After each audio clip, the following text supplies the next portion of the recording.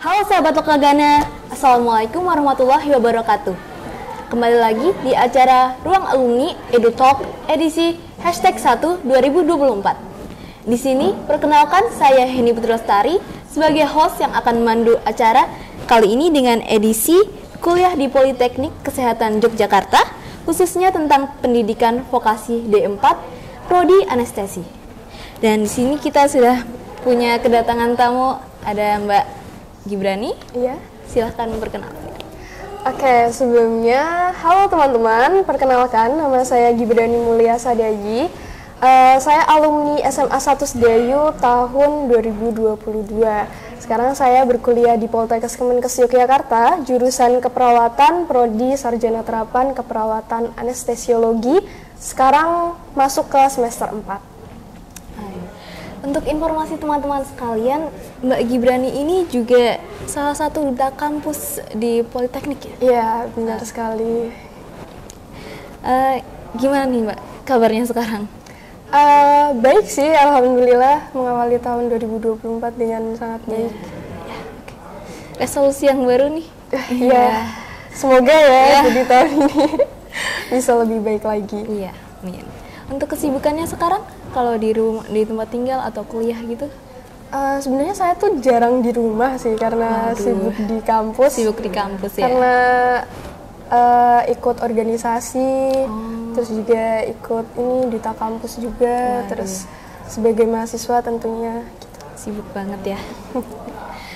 Jadi gimana rasanya berkunjung ke sini lagi? Kayak gimana ya? Kayak banyak banget yang berubah ya. Karena dulu saya juga angkatan pandemi kan, jadi jarang ke sekolah. Terus sekarang balik lagi ke sekolah, banyak yang berubah, makin hijau nih kelihatannya. Iya Pak dong. Iya bener. Ya, bicara tentang sekolah nih, dulu Mbak Gibran ini kelas apa? Dulu aku MIPA 2. Oh, MIPA 2. Kenapa pilih MIPA? Karena emang tertarik ke IPA aja sih. Dulu tuh kurang tertarik ke soshum, dan juga untuk mata pelajarannya juga lebih paham ke IPA sih, makanya pilih. Lebih paham mata pelajaran ke IPA, tapi ada mata pelajaran favorit gitu nggak? Apa? Dulu tuh paling suka sih matematika, cuman kalau yang IPA-nya mungkin biologi sih. Oh, biologi. Kenapa tuh biologi? Karena tertarik untuk mempelajari sistem tubuh. Karena sekarang saya juga di kesehatan juga ya. Iya. Saya juga tidak bingung juga kenapa kok bisa gitu. Cuman emang tertarik ke biologi. Iya. Oke. Terus adakah pengalaman menarik waktu di sekolah gitu sebagai murid SMA gitu? Pengalaman menariknya pandemi sih. Pandemi? Iya, itu menarik gitu loh. Menarik. Iya, karena dulu tuh saya masuk bersekolah secara offline itu kan cuman di semester awal, cuman di kelas 10 awal kan ya. Terus habis itu pandemi, libur, terus masuk lagi kelas 12. Itu pengalaman menarik karena kita belajarnya kan daring gitu. Full daring ya? Iya, full daring. Bener-bener nggak ke sekolah sama sekali gitu? Nggak ke sekolah sama sekali. Kita tuh baru masuk lagi setelah pertengahan kelas 12 itu kayaknya. Seingat saya tuh pertengahan kelas 12 baru masuk. Oh, ya. Selama bersekolah apakah pernah mengikuti kejuaraan atau apa gitu untuk prestasinya? Kalau prestasi, saya bukan mahasiswa berprestasi untuk di SMA karena pandemi juga ya. Kita sangat terhalang. Cuman kalau organisasi ya? Oh iya, organisasi. Kalau organisasi dulu di SMA tuh saya kebetulan ikut Rohis, saya ikut MPK. Terus juga dulu saya juga jadi pustakawan, cuman karena pandemi juga, kembali lagi karena pandemi, jadi kurang aktif di itu, perpus. MPK ya salah satunya tadi. Bisa diceritakan dulu pas MPK kenapa milih masuk MPK, terus selama berorganisasinya gitu. Kenapa masuk MPK? Karena dulu tuh kebetulan SMP saya tuh udah jadi ketua OSIS ya. Di SMP. Terus pengen nyoba yang baru aja sih, karena dulu kan denger-denger MPK itu kan lebih tinggi dari OSIS, ya kan? Terus kayak dia mikirnya kayak, wah OSIS udah nih, cobalah yang baru gitu MPK ya. kali ya gitu. Terus akhirnya nyoba MPK, terus belajar hal baru sih. Banyak belajar hal baru ya di Iya. MPK. Apa saja yang dapat saat berorganisasi di MPK gitu? Mungkin dampaknya untuk di perkuliahan sih ya. Awal masuk itu kan kita udah terbiasa bersosialisasi dengan banyak orang, terus untuk bisa itu tuh sangat membantu di perkuliahan sih, karena ya itu tadi kita terbiasa bersosialisasi, terus juga melatih skill public speaking juga untuk di perkuliahan itu menurutku sangat membantu. Relasi juga itu Aduh, membantu. iya sih. Oh iya, dengar-dengar dulu pas MPK-nya Mbak masih ada debat untuk pemilihan ketua OSIS ya? Iya, masih ada. Dulu sebelum pemilihan ketua OSIS tuh ada serangkaiannya gitu kan. Ada debat, orasi, terus baru pemilihan gitu. Walaupun pas corona itu debatnya daring atau offline? Tetap daring, tetap berangkat ke sekolah. Cuman kita untuk penyebarannya itu baru kita online lewat YouTube. Apakah selain itu pas untuk seleksi masuk ke perguruan tingginya, ini pernah mengikuti SNBP atau SNBT gitu? Dulu aku ikut SNM. Saya juga ikut SBM. Iya. Cuman akhirnya tidak berangkat untuk SBM karena sudah keterima di Poltekkes. Kalau yang SNBP, yang SNMPTN lewat rapor tuh, itu eligible? Iya, masuk. Masuk eligible. Pilihan satunya kalau boleh tahu? Aku pilih di UGM kartografi, seingatku. Kenapa pilih kartografi? Karena dulu masih bingung juga sih milih jurusannya itu. Terus tertarik aja sama kartografi, walaupun peminatnya banyak juga, cukup ketat juga. Cuman tipikal orang yang kalau misal kuliah ya harus ke jurusan yang aku suka gitu. Yeah. Jadi walaupun peminatnya banyak ya udah nggak apa-apa aja. Apakah ada saran dalam memilih jurusan gitu buat adik-adik yang mungkin masih kelas 10 atau kelas 11? Oke, saran ya untuk milih jurusan. Mungkin lebih ke baca-baca lagi sih jurusan yang ingin kalian tuju tuh yang kayak gimana, terus juga lebih mengenali diri sendiri juga cocoknya tuh gimana, karena bisa dilihat ya tadi SNM-nya aku pilihnya kartografi, terus sekarang aku masuk ke kesehatan gitu. Ternyata kan emang aku dari awal tertarik ke biologi juga, jadi tuh emang harus benar-benar paham sama diri sendiri, mengenali diri sendiri, aku tuh cocoknya gimana. Terus ternyata ya cocok di Poltekkes gitu. Ya. Oh ya, sebagai siswa yang eligible gitu, apakah ada tips and trick supaya adik-adik yang mungkin ingin melalui jalur rapot gitu, mengejar jadi siswa eligible dalam belajar gitu, adakah? Oke, tips and trick ya. Aku rasa tuh nggak ada kalau dari aku sendiri, cuman lebih ke mengenali diri kita, kayak sistem belajarnya yang efektif di kita tuh yang kayak gimana gitu. Karena aku sendiri itu tuh tipikal orang yang kalau belajar itu di malam hari. Jadi harus kalau malam ya? Harus malam, karena aku rasa bakalan lebih fokus aja sih kalau malam gitu ya, fokus. Dan mau dipaksa bagaimanapun kalau misal belajarnya siang itu susah, tetap susah masuk gitu. Mungkin ya itu tipsnya lebih mengenali diri sendiri aja, belajarnya tuh efektifnya gimana gitu. Tadi kan udah yang SNBP, yang jalur rapot. Nah sekarang kita move ke SNBT, kan sempat mendaftar SNBT ya? Terus pas itu nggak berangkat karena yang udah ada tes di Poltekkes. Pas SBMPTN itu pilih apa yang pilihan pertama? Aku pilih, kalau nggak salah ingat itu manajemen informasi kesehatan sih, di UGM juga. UGM banget anaknya. Iya dong. Cuman ternyata udah keterima di Poltekkes dan keterimanya tuh di jurusan yang aku pengen juga, anestesi. Itu kan jarang juga tau. FYI aja, anestesi itu tuh jurusan negeri, kampus negeri yang ada jurusan anestesinya tuh baru Poltekkes di tahunku waktu itu. Jadi kayak aku merasa udah cukup banget nih aku keterima di anestesi gitu kan. Terus ya udah deh akhirnya karena kebetulan bersamaan juga ujian SBM sama tes di Poltekkes, ya aku pilih untuk ya udah Poltekkes aja. Poltekkes aja. Apalagi anestesi gitu ya, baru. Nah, masuk Poltekkesnya itu Mbak Gib lewat jalur apa? Aku kemarin Simama, itu ujian bersama, Sipenmaru bersama. Oh, ujian bersama. Belajarnya Mbak Gib itu gimana untuk ngejar ujian bersamanya gitu? Aku tuh kemarin sebenarnya nggak terlalu belajar banyak karena materinya sedikit sama kayak yang SBM. Karena di tahunku kan itu masih matematika, IPA, ada saintek, sosum gitu-gitu kan. Jadi masih mirip-mirip. Cuman aku dengar tahun ini udah beda ya. Iya, SBMPTN-nya udah beda. Cuma ada literasi, terus penalaran matematika gitu. Iya, itu sih. Kalau di Poltekkes sendiri sebenarnya ada berapa jalur masuk sih?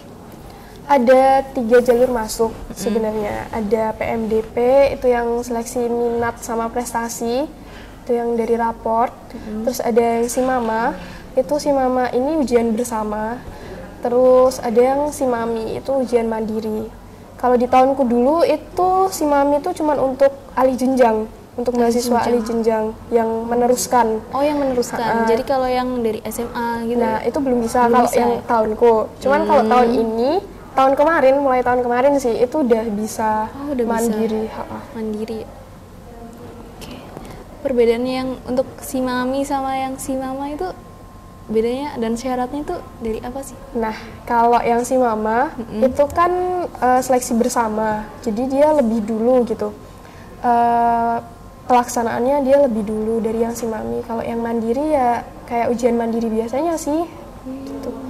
Nanti tuh mulai PMDP, kan urutannya dari PMDP. Dari PMDP, Simama, sama Simami. PMDP tuh nanti mungkin akhir Januari atau awal Februari tuh udah mulai penerimaan gitu. Jadi mungkin siap-siap aja. Waduh, yang mau masuk Poltekkes Iya, yang nih. mau masuk Poltekkes. Siap-siap. Nah, untuk pada saat tes ujian masuk itu soal-soalnya apa saja yang ditanyakan kurang lebih? Kurang lebih sama kayak waktu SBM tahunku. Matematika sendiri, bahasa Indonesia sendiri, IPA sendiri, bahasa Inggris sendiri gitu. Jadi mungkin kalau ditanya kisi-kisi mungkin malah belajar ini aja kali ya, SBM ya. SBM tahunku ya. Itu malah, atau mungkin cari-cari soal kalau dulu tuh aku cari-cari soalnya di Twitter, di Telegram, masuk-masuk grup gitu-gitu. Oh iya. Ya, itu banyak banget sih soal-soal latihan gitu. Nah, kan finally udah masuk nih, masuk Poltekkes. Gimana sih rasanya akhirnya gitu? Aku merasa seneng karena aku tertarik masuk ke anestesinya, dan itu tuh aku pada saat itu merasa itu hal yang sangat baru di hidupku karena baru terjun ke dunia kesehatan juga kan, terus nggak cuman yang perawat tapi penata anestesi gitu. Aku kayak sangat bersemangat sih waktu itu karena tertarik mempelajari hal baru aja. Pas masuk nih, gimana sih suasananya dunia di Poltekkes gitu? Sebenarnya tuh nggak jauh beda kayak di SMA karena kita sama-sama pakai seragam kan. Kalau di Poltekkes ya kita pakai seragam, tapi seragamnya tuh per jurusan beda gitu. Terus juga sistem SKS-nya juga kita paket. Jadi kita nggak ada tuh war matkul gitu, nggak ada. Kita paketan semua. Cuman ada baru akhir-akhir ini itu dicoba untuk war matkul sih, untuk jurusan tertentu yang emang banyak mahasiswanya gitu. Oh iya. Terus apa lagi ya? Seneng sih, cuman mungkin perbedaannya sama SMA tuh kita lebih mandiri aja, terus lebih banyak lagi tugasnya, terus apa ya, lebih harus paham aja sih, menyesuaikan, menempatkan diri gitu. Adaptasinya ya. Adaptasinya, bagi waktunya gitu. Terus apa sih yang menarik dari Poltekkes di Yogyakarta ini? Menurutku tentu saja jurusan anestesi karena waktu itu aku juga tertarik masuk ke Poltekkes kan karena jurusan anestesinya itu sendiri gitu. Terus menurutku karena Poltekkes itu di bawah Kementerian Kesehatan langsung ya, jadi kayak udah terjamin gitu loh, kita lulus tuh langsung gitu ya, bakal langsung terserap ke dunia kerja gitu. Jadi kayak udah nggak perlu bingung-bingung lagi cari-cari kerja, cari ya kan? Cari gimana nih? Udah dapat pengalaman juga karena kita banyak praktiknya. Kalau nggak salah jurusan kebidanan tuh semester 1 akhir udah mulai praktik di rumah sakit kok. Jadi kayak bener-bener langsung di praktik magang gitu ya rasanya. Langsung magang. Nah, adakah kayak pesan untuk adik-adik yang masih sekolah di sini gitu? Perbedaan kebiasaan di perkuliahan yang harus dibiasakan waktu sekolah biar nggak kaget-kaget banget gitu deh pas melanjutkan ke jenjang selanjutnya gitu. Oke, mungkin kalau kebiasaan yang dari SMA ya, mungkin lebih bisa bagi waktu aja karena di perkuliahan itu bakalan padat banget, apalagi kan sayang kan kalau kita kuliah cuman jadi mahasiswa yang kuliah pulang kan kupu-kupu kan, kayak sayang aja gitu. Jadi kita harus tetap bisa bagi waktu buat belajar, bagi waktu buat berorganisasi, terus bersosialisasi gitu. Jadi kayak harus bisa bagi waktu. Harus bisa bagi waktu ya. Nah, anyway, kita move tentang prodi deh, lebih khusus nih. Apa aja sih mata kuliah di prodi D4 anestesi? Mata kuliah ya, karena per semester beda-beda ya. Cuman aku mungkin akan sebutkan matkul yang menjurus ke anestesi sendiri. Itu aku mulai belajar instrumen anestesi, aku mulai belajar keperawatan dasar, terus farmakologi, itu kayak belajar obat-obatan anestesinya untuk membiusnya itu. Terus menurutku yang tertarik itu sih anatomi, itu beneran yang mempelajari anatomi seluruh tubuh gitu. Yang paling favorit nih, ada mata kuliah yang paling favorit kah? Aku paling suka anatomi sih. Kenapa tuh? Karena ya itu tadi, aku kan tertarik ke biologi juga kan dari awal, jadi apalagi kita tuh ada lab khusus anatomi gitu kan.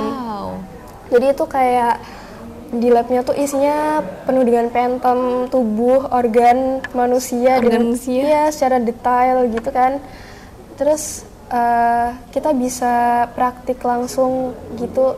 Menurutku itu menarik sih karena ya karena bisa ngelihat secara detail itu bagian-bagian tubuh manusia gitu. Menarik sekali ya. Iya. Nah,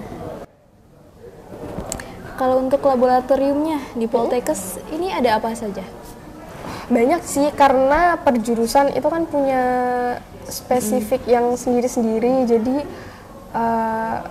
dari jurusan keperawatan sendiri tuh ada lab anatomi, ada keperawatan, ada mikrobiologi, ada yang TLM, laboratorium. Terus yang buat anestesi sendiri itu ada lab khusus, namanya lab OK atau lab ruang operasi. Jadi itu beneran di setting sesuai dengan syarat dan ketentuan ruang operasi, mulai dari suhu, terus alat-alatnya, besar ruangan gitu udah di setting kayak ruang operasi beneran gitu. Udah pernah kesana? Udah. Pelajarannya, waduh. Udah mulai mengoperasikan alatnya juga. Gimana suasananya? Bisa dijelaskan gitu? Di ruang operasi nih. Seneng sih, berasa kita dokternya ya. Cuman ya itu tadi, seru sih, menarik, itu hal yang menarik. Dan yang buat aku bersemangat juga untuk berkuliah, itu karena ya itu tadi, aku banyak belajar hal yang menurutku itu sesuatu hal yang baru. Sangat baru ya. Kalau praktikum di D4 itu ada apa aja?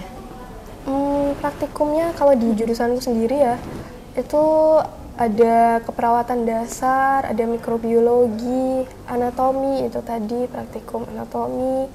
Terus dia sih kebanyakan tuh yang keperawatan dasar karena kita juga biar lebih siap lagi untuk praktek ke rumah sakitnya. Aduh. Jadi emang dibanyakin yang keperawatan dasar. Suasananya kalau praktikum tuh gimana sih? Tegang, apakah setegang itu atau Tergantung praktikumnya sih. Oh. Kalau yang santai itu mungkin keperawatan dasar itu tegangnya di bagian OSCE-nya atau di ujiannya. Iya, di ujiannya. Ujian praktiknya itu tegang. Cuman waktu praktikum biasa ya seru-seruan aja, kayak beneran kita jadi perawat, terus temennya jadi probandus atau jadi pasien gitu kan. Ada jurusan ada 3 keperawatan gitu kan. Praktikumnya ya nyuntik temen sendiri gitu. Nyuntik temen sendiri. Itu seru sih, injeksi kan. Injeksi sendiri, temen sendiri gitu. Masang infus. Kita masang infusnya ke pentem sih, ke boneka gitu. Oh, ke boneka, bukan ke teman sendiri. Enggak, kalau ke temen sendiri yang injeksi tadi. Oh iya. Itu ada. Terus apa ya, banyak sih. Kita kayak mainan sebenarnya. Mainan. Itu tergantung dengan kalau misalnya kita suka sama jurusannya ya itu akan seru. Kan juga seru. Praktikum terseru sejauh ini? Sejauh ini terseru keperawatan dasar sama anatomi sih. Yang bikin seru tuh adalah ketika kita merasa tegang. Waduh, ke gitu? Iya, karena kita merasa terpacu kan adrenalinnya. Iya. Kayak wah aku harus ini nih, harus bisa nih gitu. Apalagi yang praktikum anatomi, itu tuh kita disiapin kayak pentem banyak banget gitu kan. Iya. Kayak disiapin pentem muter gitu, terus dinomorin nih bagian-bagian organnya tuh yang kayak gimana. Terus nanti kita disuruh muter, diwaktuin setiap berapa detik gitu, kita sering nyebutin ini namanya apa, fungsinya apa. Waduh, gitu. Kayak challenge ya, kayak games. Iya bener, dan itu seru menurutku, walaupun belajarnya nggak seru ya. Cepet-cepetan. Ya, cuman itu menarik untuk dipelajari gitu. Terus, capaian kompetensi apa aja sih dari seorang lulusan Poltekkes kira-kira? Kalau kompetensi kayaknya udah nggak perlu diragukan lagi ya, karena di Poltekkes tuh udah banyak praktiknya. Bahkan aku tuh sering dengar juga dari kating-katingku juga kalau kita lagi praktek di rumah sakit itu tuh yang mahasiswa Poltekkes tuh kayak udah sangat dipercaya gitu loh sama dokter yang jaga di rumah sakit itu, karena dibanding sama di Univ tentu di Poltekkes lebih siap karena banyak praktikumnya kan situ. Kalau di Univ kan mungkin masih banyak materinya, teori gitu masih ya. banyak teori. Tapi kalau di Poltekkes karena kita udah praktik dari awal, jadi lebih siap, lebih profesional insya Allah. Oh iya, aduh. Nah, kira-kira proyeksi lulusan dari prodi anestesi ini bisa berkarir di mana aja? Tentu jadi penata anestesi ya, karena penata anestesi sendiri itu di Indonesia masih sangat dibutuhkan, masih sangat kurang. Jadi jangan khawatir sebenarnya kalau masuk anestesi itu, karena kita prospek kerjanya tuh udah sangat terjamin gitu. Karena di rumah sakit sendiri penata anestesi tuh cuman butuh 2. Jadi untuk bisa menyebarluaskan tuh per rumah sakit hanya boleh 2 gitu. Hanya boleh 2. Biar rata dulu gitu. Jadi itu. Terus selain jadi penata bisa jadi dosen juga. Tentu kalau lanjut S2 bisa lanjut jadi dosen gitu. Oke. Nah, udah untuk proyeksi lulusannya. Sekarang di Poltekkesnya sendiri, apakah ada kegiatan UKM bagi mahasiswa? Ada, banyak. Setahu kan ada 21 UKM sih. Wow, banyak sekali ya. Iya, ada banyak. Nah, adakah UKM yang diikuti Mbak Gip? Aku ikut keprotokoleran karena aku ikut Duta Kampus juga. Nah, Duta Kampus itu salah satu UKM protokoler. Protokoler itu ngapain aja, Mbak? Bisa dijelasin? Aku tuh masuk ke protokoler karena aku jadi duta kampus sih lebih tepatnya. Jadi UKM protokoler tuh terdiri dari duta baca, duta kampus, duta asrama, gitu-gitu. Jadi perdutaan sih lebih tepatnya. Kumpulan perdutaan gitu ya. Bener banget. UKM yang ada di Poltekkes nih ada apa aja yang Mbak Gibran inget nih? Banyak sih, ada SKI, itu kayak Rohis, Oh. mirip Rohis, ya SKI. Ada SDH yang suka pramuka, itu namanya ada ya, SBH, kayak Saka SBH. Bakti Wisada. Terus ada KSR, kayak PMR itu, kayak KSR. Nah, KSR-nya Poltekkes ini kerjasama langsung sama PMI. Gitu. Terus ada Mersing Band, ada Karawitan, ada banyak sih sebenarnya. Ada PIKM, Duta Genre yang mau Duta jadi Genre. Duta Genre itu ada. Terus apa lagi ya? Banyak. Aku nggak terlalu hafal sih. Jurnalistik ada. Ada jurnalistik. Kayak ekstrakurikuler ya? Iya, mirip-mirip. Terus ini yang paling sering ditanyakan ya mungkin. Adakah beasiswa di Poltekkes? Banyak ya beasiswa di Poltekkes. Ada beasiswa kalian masuk nanti bisa langsung apply, ditanyain sama dosennya. Nanti ada beasiswa siswa kurang mampu, ada beasiswa prestasi yang IPK-nya tinggi-tinggi tuh. Wah. Terus nanti ada beasiswa organisasi yang ikut Ormawa sama UKM. Udah sih, gitu-gitu beasiswanya. Cara ngedapetin beasiswanya nih pasti beda-beda ya? Nanti kita apply sendiri sih. Oh, bener apply sendiri, mandiri banget ya? Bener, tapi nanti tetap dibantu sama dosen-dosen tentunya. Nah, ini juga yang paling sering ditanyakan. Pembiayaan di kuliahnya nih. Adakah sistem UKT gitu ya? Iya. Di Poltekkes tuh tetap sama kayak di univ-univ pakai UKT. Bedanya karena kita SKS jadi paketan aja sih. Paketan ya? Untuk kisaran biayanya? Kisarannya itu setauku paling rendah, paling kecil tuh 5 jutaan sih. Paling tinggi tuh cuma 8,5. Itu udah paling tinggi. Udah paling tinggi ya? Nah, last question nih. Adakah pesan buat adik-adik agar masuk siswa eligible jalur prestasi atau diterima di kuliah yang ingin ditujukan gitu? Kalau dari aku pribadi ya, karena aku tuh juga tipikal orang yang nggak terlalu rajin belajar, jadi kayaknya bakalan lebih enak kalau misal kita tuh lebih paham sama diri sendiri aja gitu. Jadi enak kalau kita udah kenal sistem belajar efektifnya kita tuh kayak gimana, nanti belajar sedikit pun itu akan ngaruh banget gitu, bisa masuk gitu. Jadi lebih mengenali diri sendiri aja. Terus jangan lupa berdoa juga tentunya. Jangan lupa berdoa. Iya, jangan lupa berdoa juga. Terima kasih banyak Mbak Gibrani udah menyempatkan waktunya datang ke sini. Semoga sukses selalu kuliah dan kerjanya besok. Iya, amin. Terima kasih juga sudah diundang. Nah, saya selaku host juga minta maaf atas kekurangan selama acara berlangsung. Sampai jumpa pada acara Ruang Alumni edisi EduTalk berikutnya hanya di channel Lokagana TV SMAN 1 Sedayu. See you. Assalamualaikum warahmatullahi wabarakatuh.